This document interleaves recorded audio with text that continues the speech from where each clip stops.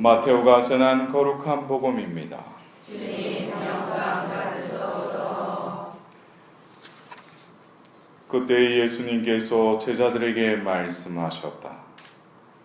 나에게 주님 주님 한다고 모두 하늘나라에 들어가는 것이 아니다. 하늘에 계신 내 아버지의 뜻을 실행하는 이라야 들어간다. 그날에 많은 사람이 나에게 주님 주님 저희가 주님의 이름으로 예언을 하고 주님의 이름으로 마귀를 쫓아내고 주님의 이름으로 많은 기적을 일으키지 않았습니까? 하고 말할 것이다. 그때 나는 그들에게 나는 너희를 도무지 알지 못한다. 내게서 물러들 가라. 불법을 일삼는 자들아 하고 선언할 것이다. 그러므로 나의 이 말을 듣고 실행하는 이는 모두 자기 집을 반석 위에 지은 슬기로운 사람과 같을 것이다. 비가 내려 강물이 밀려오고 바람이 불어 그 집에 들이쳤지만 무너지지 않았다. 반석 위에 세워졌기 때문이다. 그러나 나의 이 말을 듣고 실행하지 않는 자는 모두 자기 집을 모래 위에 지은 어리석은 사람과 같다. 비가 내려 강물이 밀려오고 바람이 불어 그 집에 휘몰아치자 무너져 버렸다. 완전히 무너지고 말았다.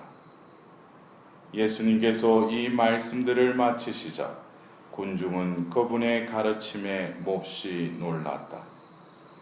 그분께서 자기들의 율법 학자들과는 달리 권위를 가지고 가르치셨기 때문이다. 주님의 말씀입니다.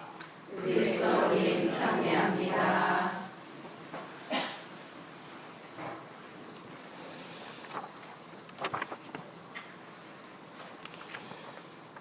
우리가 연중 시기, 올해 두 번째 시기를 이렇게 시작하면서 마테오복음의 그 5장부터 시작되는 산상설교의 말씀을 우리는 복음을 통해서 들었습니다. 마테오복음 5장부터 7장에 이르는 그 말씀들, 예수님께서 그 산에서 당신께 모여든 사람들에게 행복하여라 하면서 시작하신 그 산상설교, 우리는 다시금 그 예수님께서 이 마테오복음 5장에서 7장에 이 말씀들을 통해서 그 말씀을 하실 때 모세에게 구약에 그들에게 이렇게 말했다라고 이야기하면서 옛사람에게는 이렇게 말하였다. 그러나 너희들은 이렇게 하여라. 그러면서 예수님께서 구약에 그 모세를 통해 주신 율법을 새로이 해석하시죠. 그러나 어떤 때는 그 뉘앙스를 보면은 이를테면은 여러 가지 우리가 그 미친놈, 바보라고 하면 어떻게 된다고 했어요? 불 붙는 지옥에 떨어진다고 했잖아요. 그러면은 우리는 어떻게 되겠어요? 예? 이미 우리는 오늘 또 불 붙는 지옥에 그 불타는 지옥의 불이, 그래도 뭐 우리 한국 사람들은 별로 거기에 대해서 연연하지 않죠. 왜냐하면 지금 단련을 하고 있으니까. 예? 불가마나 이런 데 들어가서 단련을 하고 있잖아요. 예? 그러니까 뭐 웬만한 불의 온도도 우리 한국 사람들에게는 그렇게 그러나 또 어떤 그 여자를 보고 또 음욕을 품으면 또 뭐라고? 이미 그 여자를 간음한 것이다. 예수님께서 이 구약의 이 율법을 새롭게 이렇게 의미를 부여하셔요. 근데 우리는 이걸 들으면서 그러면 이걸 어떻게 다 지키느냐? 근데 제가 조금 전에 말씀드렸듯이 옛사람에게는 이렇게 말했다는 거예요. 그러나 너희에게는 이렇게 말한다. 그래서 우리가 이 마테오복음 5장에서 7장의 이 산상설교는 바로 어떤 그 말마디를 가지고 이것을 어떻게 지킬까, 어떻게 실행할까 이것이 아니라 그 존재됨이 구약의 사람들을 옛사람이라 했다면은 바로 산상설교를 듣기 위해서 그 주변에 모여있던 사람들은 옛사람에 대비되는 새 사람이라는 거예요. 그 존재들에게는 이렇게 말한다는 거죠. 그러면은 우리가 이 예수님의 역사서인 이 사복음서 다음에 사도행전까지가 역사서라면 그 이후에 로마서부터 해서 요한묵시록까지 그 바오로 사도를 필두로 해서 적은 그 서간들의 내용에도 보면은 그리스도인의 삶의 생활의 어떤 수칙에 대해서 이야기를 해요. 근데 그 말을 우리가 듣지만은 어떤 경우에는 뭐 화를 내지 마십시오. 거짓말을 하지 마십시오. 뭐 여러 가지 어떤 생활 수칙을 말을 해요. 근데 그 중에도 보면은 성령을 슬프게 하지 마십시오. 성령의 불을 끄지 마십시오. 그리고 콜로세서 같은 경우는 여러분은 천상의 사람이니 천상의 것을 추구하십시오. 어떻게 보면은 우리가 예수님의 이 신약의 산상수훈, 이 산상설교의 말씀은 우리 존재됨이 바뀌지 않아 내가 바뀌었다라는 것을 내가 깨닫지 못하면은 이 말씀을 100번 들어도 뭐예요? 이해는 할 수 있어도 지킬 수는 없다는 거죠. 왜냐? 신약에는 이제 말씀하시던 그분, 그게 성부의 현존은 구약에 말씀하시는 하나님으로 계시되셨다면 바로 그 말씀이 이 세상에 오셨죠. 말씀이 사람이 되셨죠. 그러나 그 말씀이 사람이 되시어 오신 분이 또 우리에게 또 모든 구원의 길을 열어주셨는데 이제 신약의 사람들은 바로 그 말씀을 깨우치고 말씀을 살아갈 수 있는 새로운 법이 열렸다는 거죠. 그것이 어떤 새 시대의 법이 열렸다는 거예요. 그것이 바로 우리 안에 이제는 말씀이 살아 움직인다는 거예요. 당신의 그 영을 우리 안에 넣어줌으로써. 그래서 그 바오로 사도의 그 말씀을 성령을 슬프게 하지 마십시오. 성령의 불을 꺼지 마십시오. 성령의 인도하신 대로 사십시오. 이것이 결국 뭐냐면은 우리가 바보다 미친놈이다 무슨 엄욕을 품고 이런 것들이 이제 더 이상 우리가 이제 돌판에 쓰여져 있는 어떤 율법을 지키고 안 지키고 이게 문제가 아니라 우리 안에 바로 생명의 법, 성령의 법이 우리 안에 자리 잡았다는 거예요. 그렇기 때문에 이제는 어떤 바깥에 있는 법을 지키고 안 지키고 이것이 중요한 것이 아니라 하나님과의 일치 가운데 성령께서 이끄시는 그대로 살아가는 그 존재로서 살아가야 하기 때문에 어떤 경우에는 우리가 이 마태복음 5장에서 7장의 말씀을 듣긴 듣는데 이거를 다 우리가 살아갈 수 있는가? 그러려면 다른 방법이 없다는 거예요. 우리가 하나님의 생명의 법에 순응하면서 살아가야 된다는 거죠. 결국 그것은 내가 지키는 주체가 아니라 신약에는 뭐예요? 하나님께서 그것을 지키게끔 해주신다는 거예요. 우리가 어제에 이어서 오늘의 이 산상수훈의 마지막 이 말씀, 이 말을 듣고 실행하는 이건 역시 어제 우리가 좋은 나무의 좋은 열매, 이것도 내가 좋은 나무라 하더라도 좋은 열매를 내가 맺을 수 없다는 거예요. 내가 존재됨을 존재케 하시는 분도 하나님이시고 그 존재를 통해서 열매, 당신의 그 생명을 드러나게 하시는 분도 하나님이시지 내가 할 수 있는 것은 아무것도 없다는 거예요. 그렇다면은 우리가 이 말씀을 듣고 실행한다는 이것도 우리가 그냥 표면적으로 보면은 말씀을 듣는 이 또 이것을 실행하는 이도 누구라고 생각하셔요? 왜 말씀들을 못하셔? 예? 누가 말씀을 듣고 말씀을 누가 실행을 해? 나라고 생각하죠. 이게서 보면은 반석이 졸지에 뭐예요? 모래가 되는 거예요. 어떻게 보면은 우리가 이 거기에 대해서 예수님께서 저도 이 말씀을 들을 때 좀 제 마음속에 좀 가책을 받았어요. 주님의 이름으로 예언을 하고 주님의 이름으로 마귀를 쫓아내고 주님의 이름으로 많은 기적을 일으켰는데 예수님이 그들을 보고 뭐예요? 나는 너희를 도무지 모른다 그래요. 우리가 우리 교회 안에서도 이런 어떻게 보면 은사를 받고 능력을 받아서 이런 일을 하는 사람들이 있죠, 그죠? 예? 그러나 예수님은 모른대요, 그 사람들을. 아니 저도 보면 어떤 은사적으로 어떤 하나님 말씀을 전하고 하는데도 이런 말씀을 들으니까 이거를 어떻게 이해를 해야 되는가? 우리가 겉으로는 주님의 일을 하는 사람들도 뭐예요? 그 사람이 어떤 상태냐에 따라서 예수님은 그 활동을 보지 않는다는 거예요.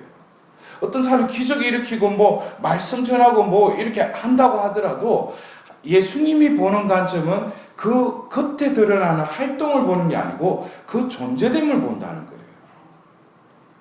지금 우리 교회 안에서 여러 가지 파생되는 문제들 보면은 하나님의 은사를 받더라도 그 은사를 그 사람을 통해서 쓰시는 분도 하나님이시지 그 사람이 은사를 드러내는 게 아니죠.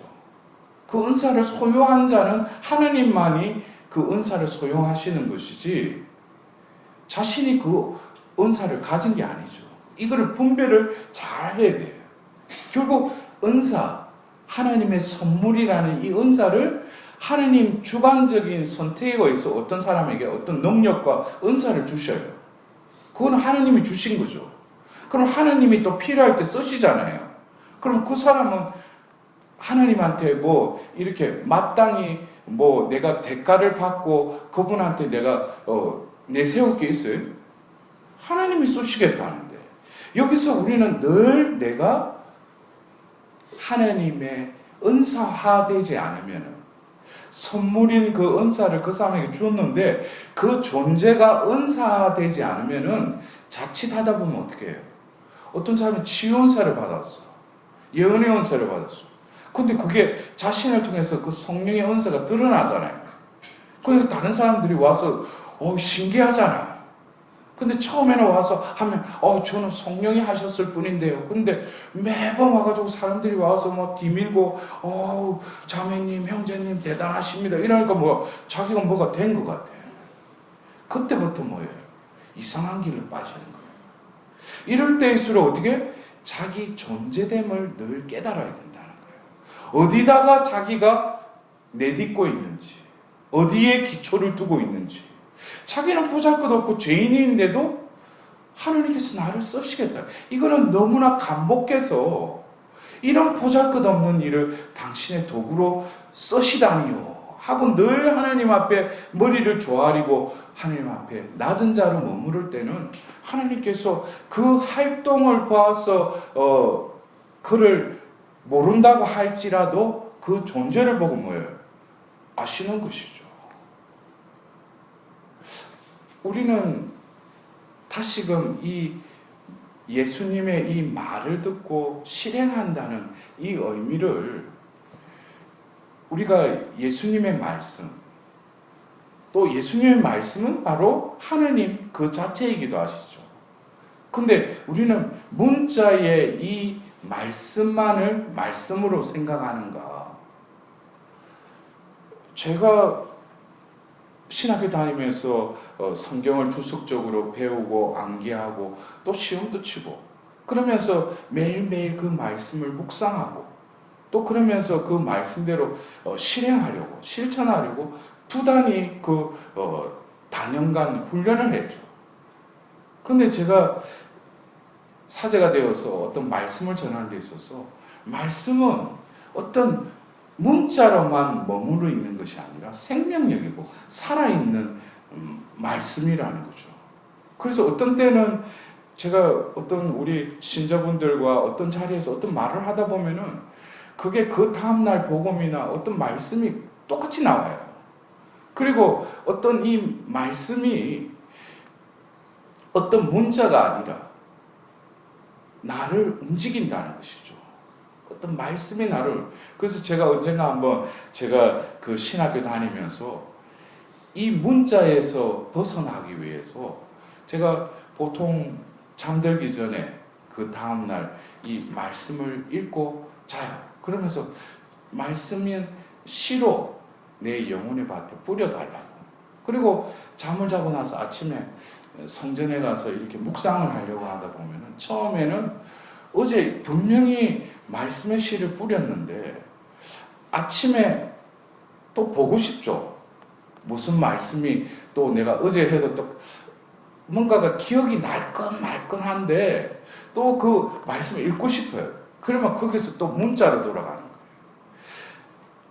하나님의 그 말씀은 살아있기 때문에 내가 이렇게 보고 듣더라도 그 생명이 말씀이 나의 밭에 뿌려져요. 그럼 밤새도록 나에게 머물러 있다가 그 다음날 해가 뜨고 새날을 맞이해서 하나님이 이 말씀으로 나를 다시금 이렇게 세우시고 그 말씀들 중에 나에게 또 주시는 말씀이 있어요. 그 말씀을 그냥 기다리는 거예요. 처음에는 이거 어제 긴가민가 뭔가 떠오르는 것 같은데 하면서 한번 이렇게 볼까 그러는데 그래도 그냥 주님이 뿌리시니까 어떤 말씀을 오늘 살아라고 싹을 틔우셨는가 하고 또 기다리는 거예요. 성령 안에서. 그러면 어떤 말씀, 단어가 톡 하고 튀어나와요.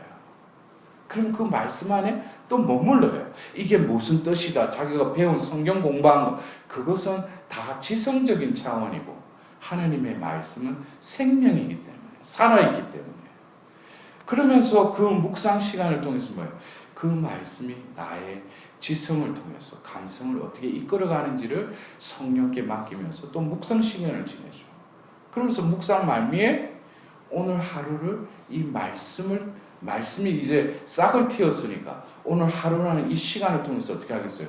줄기를 돋고 그 가지에 열매를 맺는다는 거예요. 왜? 말씀은 생명력을 갖추고 있기 때문에. 그러면서 그 말씀을 또 뭐예요? 중요한 것은 묵상 시간에만 묵상하고 끝나면은 그거는 싹으로 튀었다가 그냥 볕이 그냥 내리쬐면 그냥 죽어버리지. 말씀을 간직해야 돼요. 그리고 되뇌어야 돼요. 계속. 그러다 보면 밥을 먹을 때, 화장실 갔을 때나 수업 때도 뭐예요? 그 말씀을 계속 되뇌이는 거예요. 그러다 보면은 어떤 사람을 통해서도 그렇고 내 말을 통해서도 그 말씀에 대한 해석과 어떤 살아있는 그 응답이 거기서 이루어져요. 그리고 저녁 기도 시간에 다시금 오늘 하루를 바라보면서 바로 내 마음의 밭에 뿌려진 그 씨앗이 열매를 맺은지에 대해서 또 성령의 비단에서 그 말씀의 씨가 어떻게 자랐는지를 바라보는 거예요. 그러면은 오늘 하루라는 이 시간 동안에 만났던 사람들, 내가 노출되었던 어떤 사건, 상황들 속에서 그 말씀이 움직이고 열매를 맺은 것을 바라보게 되는 거예요. 그리고 그 열매를 하나님께 온전히 내어드리는 하루의 또 마감으로 하루를 또 끝내는 거죠. 여러분들, 말씀은 살아있는 거예요. 그래서 우리가 말씀을 듣는 것도 내가 어떻게든지 들어야지, 또 말씀을 실행하는 것도 어쩌든지 내가 이 말씀대로 실행해야지. 이것은 아직까지 뭐예요? 살아있는 생명의 말씀을 체험하지 못한 것이죠. 목마른 사슴이 물가로 나아가는 것은 그는 당연지사 아니겠어요? 본능적이잖아요. 근데 우리는 얼마만큼 아침에 일어나서 그 목이 말라서 냉수 한 컵을 마시면서 우리는 말씀에 대한 어떤 그 갈급함을 나는 얼마나 느끼느냐 이거예요. 먼저 우리는 말씀을 먹어야 될 거 아니에요. 말씀을 들어야죠. 그리고 마음에 간직해야죠. 그리고 그 생명의 말씀이 나를 어떻게 움직이시는 것을 말씀과 함께 이 하루를 지내는 거예요. 그것이 뭡니까? 그게 실행하는 것이라는 거예요. 내가 말씀, 오늘 나에게 이 말씀 줬구나. 그러니까 이거를 어떻게 실행해야지? 어떻게 보면 겉으로 보면 실행한 것 같죠. 하나님이 말씀하시는 듣고 실행한다는 것은 바로 그 존재가 말씀화되는 거. 그것이 바로 뭐예요? 복음화되는 거. 그러면 그 사람을 통해서 내가 어떤 지성을 통해서 내가 어떤 성경 말씀을 말하는 것이 아니라 생명의 말씀에 그 현존 속에 내가 충만되어 있으면은 어떤 사람에게 필요한 말도 뭐예요? 그때 성령을 통해서 말씀해 주신다는 거예요. 제가 다른 세상의 말을 하는 것 같아요. 여러분들 중에도 어떤 그런 삶을 사시는 분들이 계실 거예요. 우리가 히브리서 1장에 보면은 말씀이 이 모든 만물을 지탱하고 있다고 그랬어요. 말씀의 그 능력이 이 온 세상을 운영하고 있다고 했어요. 우리는 진정으로 예수님께서 그 말을 듣고 말을 실행하는 이가 바로 뭐라고 그랬어요? 하늘나라에 들어간다고 그랬어요. 오늘 제가 미사를 시작하면서 개회식 때 그랬죠. 오늘 우리가 이 참여하는 이 미사 전례 때 하나님께서는 우리의 영혼을 살리기 위해서, 살찌우기 위해서 말씀 전례로 다가오셔요. 말씀으로. 그럼 그거를 들어야죠. 근데 내 귀와 내 마음은 아무리 많은 말씀이 선포되더라도 들리지가 않아요. 더불어서 뭐예요? 그 말씀을 실행하고자 하는 그런 나의 마음속에 의욕도 없어요. 그게 왜 그래요? 내가 복음화되지 않았기 때문에. 내가 복음화되면은 말씀을 쫓아다녀요. 이거는 말씀 쫓아다닌다는 게 어디 강의 들으러 다닌다 그런 의미가 아니라 말씀에 귀 기울여지고 그것에 가까워지는 거예요. 더불어서 이 말씀의 이 능동성과 이 역동성이 나의 존재를 이끌어감을 내가 깨닫게 돼요. 그리고 그 끼 안에 뭡니까? 내 존재가 바로 말씀 그 자체인 것을 깨닫게 되는 것이죠.